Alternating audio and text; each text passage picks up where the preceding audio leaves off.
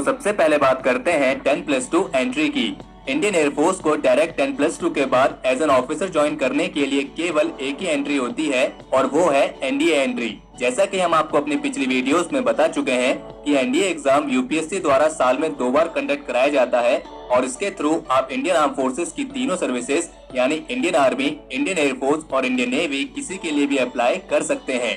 लेकिन एनडीए के through Indian navy और इंडियन एयरफोर्स के लिए अप्लाई करने के लिए आपके पास 10+2 में फिजिक्स और मैथमेटिक्स का होना कंपलसरी है। यानी इसका मतलब ये हुआ कि एनडीए के थ्रू इंडियन एयरफोर्स के लिए केवल साइंस स्ट्रीम स्टूडेंट्स ही अप्लाई कर सकते हैं। इसके लिए कैंडिडेट्स की एज लिमिट 16.5 से 19.5 साल के बीच में होनी चाहिए और इसके लिए केवल अनमैरिड मेल कैंडिडेट्स ही अप्लाई कर सकते हैं। और अगर बात करें इसके एजुकेशनल क्वालिफिकेशन की तो इसके लिए कैंडिडेट्स के पास 10+2 में फिजिक्स और मैथमेटिक्स का होना कंपलसरी है।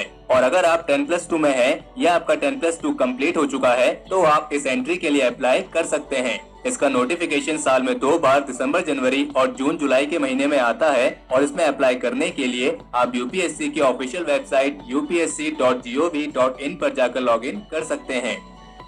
तो अब बात करते हैं ग्रेजुएशन एंट्रीज की, जिनमें सबसे पहली एंट्री है एफकेट एंट्री। एफकेट का मतलब है एयरफोर्स कॉमन एडमिशन टेस्ट और ये एग्जाम इंडियन एयरफोर्स द्वारा साल में 2 बार कंडक्ट कराया जाता है। इस एग्जाम के थ्रू आप इंडियन एयरफोर्स की अलग अलग ब्रांचेस जैसे कि flying branch, technical branch, ground duty branch और भी कई ब्रांचेस को ज्वाइन कर सकते हैं।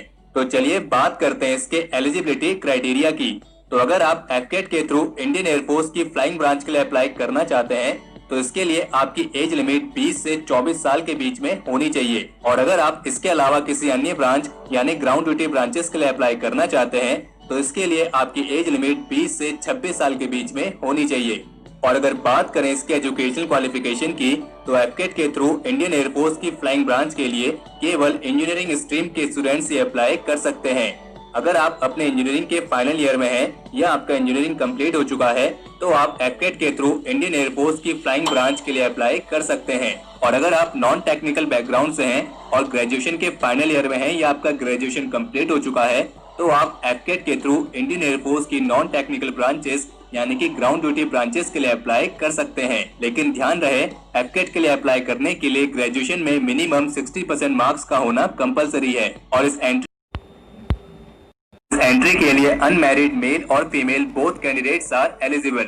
इसका नोटिफिकेशन साल में 2 बार दिसंबर और जून के महीने में आता है और इसमें अप्लाई करने के लिए आप इंडियन एयरफोर्स की ऑफिशियल वेबसाइट careerairforce.nic.in पर जाकर लॉगिन कर सकते हैं। तो चलिए बात करते हैं अगली एंट्री की, जो है सीडीएस एंट्री। सीडीएस एग्जाम भी एनडीए एग्जाम की तरह ही यूपीएससी द्वारा साल में 2 बार कंडक्ट कराया जाता है और इसके थ्रू एयरफोर्स के लिए अप्लाई करने के लिए आपकी एज लिमिट 20 से 24 साल के बीच में होनी चाहिए।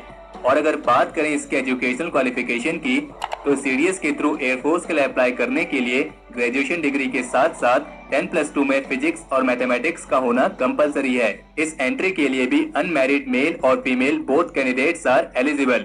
इसका नोटिफिकेशन साल में 2 बार जून, जुलाई और नवंबर, दिसंबर के महीने में आता है और इसमें अप्लाई करने के लिए आप यूपीएससी की ऑफिशियल वेबसाइट upsc.gov.in पर जाकर लॉगिन कर सकते हैं। अगली एंट्री है एनसीसी स्पेशल एंट्री। ये एक डायरेक्ट एंट्री है जिसके थ्रू केवल एनसीसी कैडेट्स ही अप्लाई कर सकते हैं। इसके थ्रू अप्लाई करने के लिए कैंडिडेट्स की एज लिमिट 20 से 24 साल के बीच में होनी चाहिए। अगर बात करें इसके एजुकेशनल क्वालिफिकेशन की तो इसके लिए कैंडिडेट्स के पास एनसीसी एयर विंग का सीनियर डिवीजन का सी सर्टिफिकेट होने के साथ साथ 10+2 में फिजिक्स और मैथमेटिक्स के साथ ग्रेजुएशन में मिनिमम 60% मार्क्स का होना कंपलसरी है। इसका नोटिफिकेशन साल में 2 बार दिसंबर और मई, जून के महीने में आता है और इसके लिए भी अनमैरिड मेल और female both candidates are eligible. अगली है मेट्रोलॉजिकल डिपार्टमेंट एंट्री। ये भी एक डायरेक्ट एंट्री है लेकिन इसके लिए केवल पोस्ट ग्रेजुएट से अप्लाई कर सकते हैं। इसके लिए अप्लाई करने के लिए कैंडिडेट्स की एज लिमिट 20 से 26 साल के बीच में होनी चाहिए। और अगर बात करें इसके एजुकेशनल क्वालिफिकेशन की तो इसके लिए केवल वही कैंडिडेट्स अप्लाई कर सकते हैं जिन्होंने साइंस स्ट्रीम के किसी भी सब्जेक्ट से मिनिमम 50% मार्क्स के साथ पोस्ट ग्रेजुएशन करी है। और इस एंट्री के लिए पोस्ट ग्रेजुएशन के साथ ही ग्रेजुएशन में फिजिक्स और मैथमेटिक्स जैसे सब्जेक्ट्स का होना भी कंपलसरी है। इस एंट्री के लिए भी मेल और female both candidates are eligible. और इसका नोटिफिकेशन साल में 2 बार जनवरी, फरवरी और जुलाई, अगस्त के महीने में आता है। और इसमें अप्लाई करने के लिए आप इंडियन एयरफोर्स की ऑफिशियल वेबसाइट careerairforce.nic.in पर जाकर लॉग इन कर सकते हैं। तो ये थी वो 5 एंट्रीज जिनके थ्रू आप इंडियन एयरफोर्स को एज एन ऑफिसर ज्वाइन कर सकते हैं। तो हमारे आज के इस एपिसोड के लिए इतना ही। अगर इस वीडियो को लेकर आपका कोई सुझाव या सजेशंस हो तो उसे कमेंट सेक्शन में शेयर जरूर करें। और अगर आपको ये वीडियो पसंद आई हो तो इस वीडियो को लाइक करें और अपने फ्रेंड के साथ शेयर करें। और अगर आपने अभी तक चैनल को सब्सक्राइब नहीं किया है तो चैनल को सब्सक्राइब करना ना भूलें।